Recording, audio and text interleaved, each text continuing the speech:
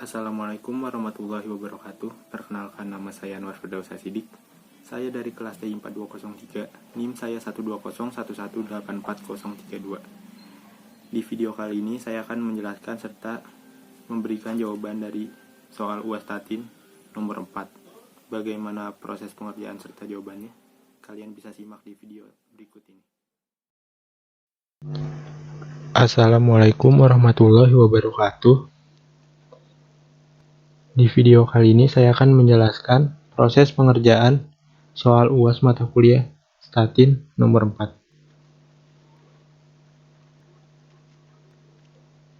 Pada soal nomor 4 ini terdapat case, yaitu sebuah eksperimen dilakukan untuk menginvestigasi pengaruh dari 3 metode mengajar terhadap kelompok siswa yang terdiri dari 20 siswa.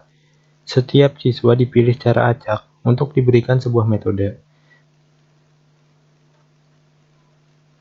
mengajar, dan pada akhir program selama 4 pekan diuji dengan sebuah ujian yang terstandarisasi.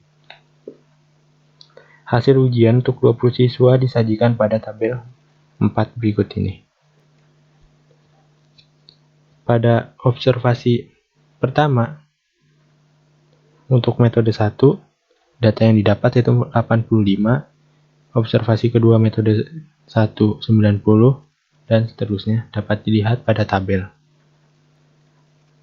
Gunakan uji Kruskal-Wallis untuk menginvestigasi bahwa nilai median skor ujian terstandarisasi siswa untuk setiap metode mengajar adalah tidak sama pada taraf nyata 5%.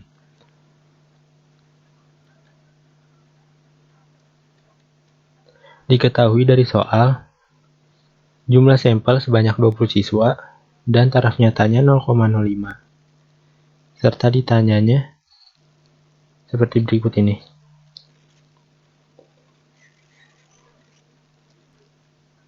Solusi untuk menjawab persoalan tersebut. Yang pertama, kita tentukan H0-nya, di mana H0, μ1, μ2, μ3-nya itu sama, dengan keterangan tingkat skor ujian terstandarisasi siswa untuk setiap metode mengajar adalah sama. Lalu tentukan H1-nya, di mana H1, μ1, μ2, μ3-nya tidak sama, dengan keterangan tingkat skor ujian terstandarisasi siswa untuk setiap metode mengajar adalah tidak sama. Lalu tentukan statistik uji. Kita gunakan uji Kruskal-Wallis. Lakukanlah perankingan observasi pada setiap sampelnya dan jumlahkan ranking pada setiap sampel seperti berikut ini. Sebelumnya kita memiliki tabel observasi sebagai berikut, lalu kita lakukan perankingan. Kita lakukan perankingan dari semua data yang didapat. Kita lakukan perankingan dari terkecil, data terkecil hingga terbesar. Data yang paling terkecil diberi ranking 1, lalu seterusnya sampai ke terbesar. Sebagai contoh, dari semua sampel data ini, yang paling terkecil itu adalah data 61. Nah, maka 61 kita beri ranking 1. Untuk ranking 2-nya, terkecil kedua itu 66. Ranking 3-nya 67, ranking 4-nya 68, dan seterusnya sampai ranking terakhir, yaitu ranking 20 dengan data 93. Setelah kita lakukan perankingan pada setiap sampelnya, kita jumlahkan ranking di setiap metodenya. Nah, ini untuk metode 1 nih, atau R1, kita lakukan penjumlahan ranking-ranking yang ada di metode 1.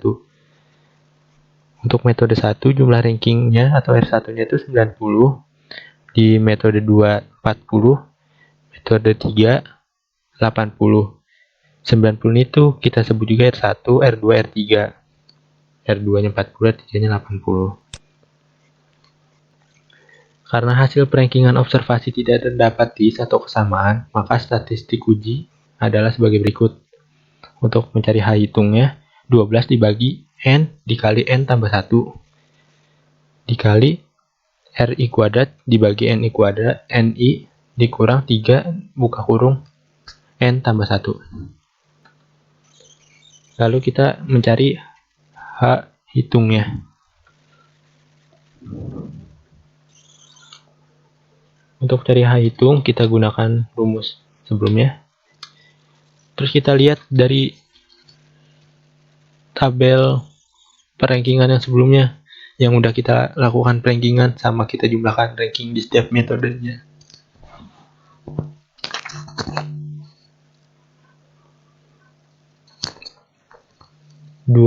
Kita masukin aja nih untuk cari H hitung. 12 dibagi N itu tuh jumlah sampelnya, yaitu 20.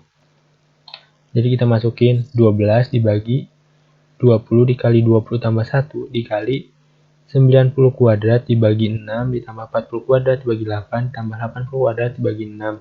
90 itu tuh R1, 40 R2, 80 R3. Kita dapat dari penjumlahan sebelumnya. Dikurang 3 dikali N itu 20 ditambah 1. Maka H hitungnya ditemukan sebesar 12,88. Selanjutnya kita tentukan daerah kritis dan kriteria ujinya. Karena ukuran sampel setiap sampel lebih besar dari 5, maka gunakan uji chi-square. Untuk daerah kritisnya sendiri, kita cari dulu V-nya dengan rumus K dikurang 1. K-nya itu 3. Maka 3 dikurang 1 sama dengan 2. Kenapa 3? Karena kan kita menggunakan 3 metode, berarti 3.